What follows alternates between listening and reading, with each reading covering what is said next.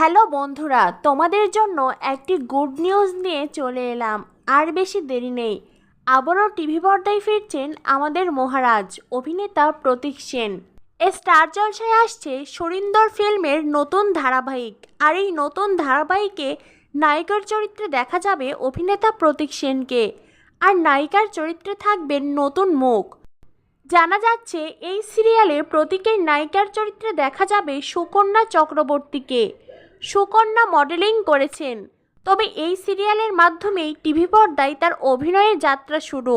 তো বন্ধুরা, এক্কা দোক্কা সিরিয়ালের পরে আমাদের মহারাজ তো প্রায় বিভাগী হতে বসেছেন।